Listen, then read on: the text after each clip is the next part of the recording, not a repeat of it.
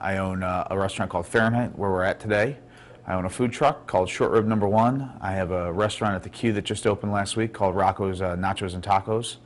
And I'm a firm believer in creating culture for this wonderful city that we live in and the city that I was born in, Cleveland, Ohio. That's great. How exciting is your new thing down at the Q?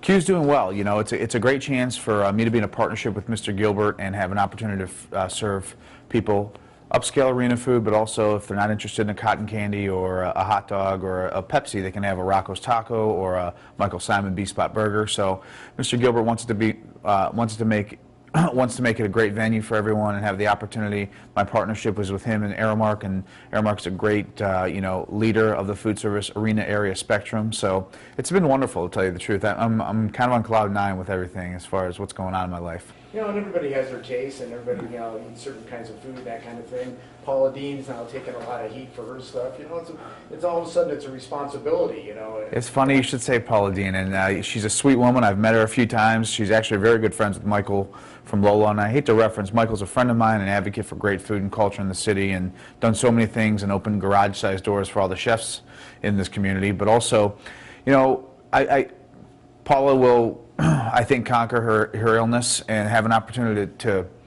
educate people and be a little healthier with her cooking and her style of cuisine. What we're doing at Fahrenheit, we've got a light menu now to coincide with the Food Network show that airs this Thursday night on the Food Network at 10 p.m. 6 menu items calorically analyzed here in Cleveland at a local company, actually our friends over at Nestle in Solon.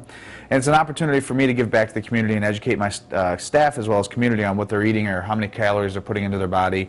You know, it's so important for people to watch what they're eating or watch their Beltline, especially after the new year with the resolution period in effect. And tonight at Fahrenheit, you can come have the signature dishes that you've had over the last decade here that I've been open, but you can also have a center cut grilled pork chop with a baked sweet potato and a roasted shallot vinaigrette to the tune of 409 calories, which is a great option, or a whey protein shake, which is something that I developed over the last 6 months of my life doing the network show for the Food Network called Fat Chef, and it's a 200-calorie dessert. So it gives you a chance to live high off the hog, per se, at Fahrenheit if you want to, but the light menu promotes heart-healthy, you know, fitness classics that you can enjoy in a restaurant setting.